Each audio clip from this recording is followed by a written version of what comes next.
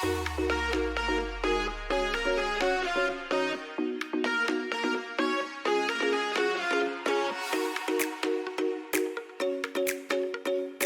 adalah awal mula terbentuknya komunitas belajar.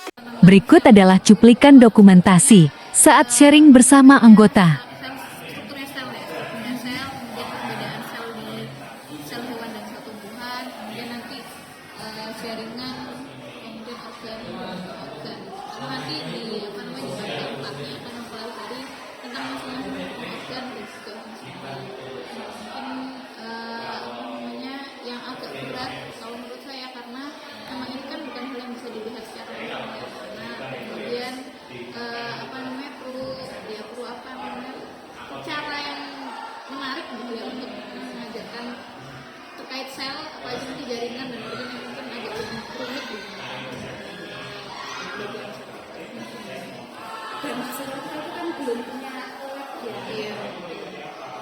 Mungkin Bu Yani punya ide untuk visualisasikan selnya itu gimana Bu kalau di kelas ini yang disesuaikan dengan anak-anak tadi? Ini tuh masih bingung untuk apakah kita goalnya itu ya akan menghasilkan produk atau enggak.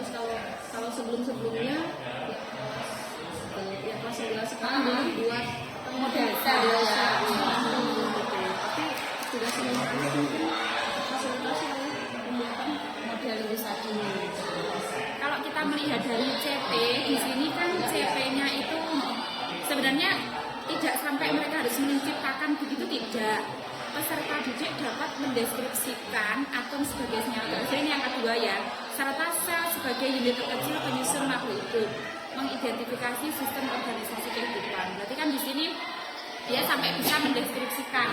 Akan tetapi kalau mendeskripsikannya sampai dia buat media sepertinya ya juga bagus-bagus juga gitu ya. Apa mau kita cobain Kak? Kalau di kelas saya itu kan memang visual ya. Bisa jadi nanti tetap membuat produk itu di akhir, begitu tidak apa-apa, tapi produk itu digunakan sampai dia bisa mendeskripsikan.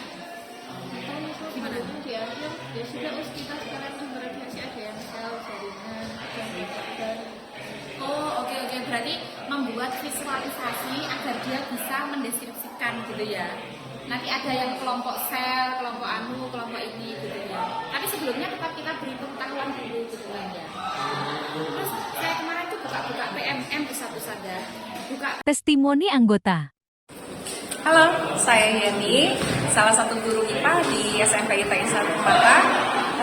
Alhamdulillah setelah mengikuti kegiatan KKG rutin di mata pelajaran IPA, saya bisa berbagi cerita dan pengalaman sehingga bisa lebih mampu meningkatkan meningkatkan pembelajaran di kelas.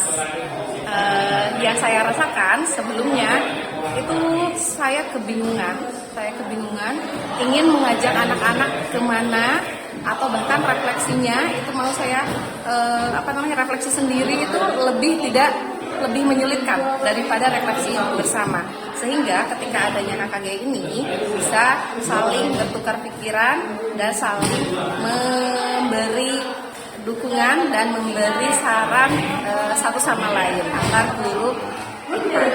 Terima kasih.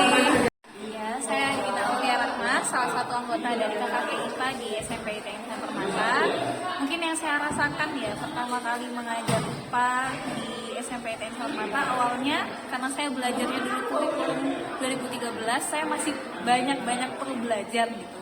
Di KKG IPA saya bisa belajar, oh ternyata dari CP ini bagaimana menurunkannya, kemudian capaian yang utama yang harus dipelajari anak-anak itu seperti apa, kemudian strategi yang bisa dilakukan apa, dan banyak insight baru yang bisa saya mungkin pelajari dan bisa saya terapkan ke depannya. Menurut saya ini adalah suatu hal yang sangat baik, sehingga saya harap ini bisa terus berlanjut sehingga kita bisa sama-sama bertumbuh, sama-sama belajar untuk pembelajaran IPA yang jauh lebih baik lagi. Sekian dan terima kasih.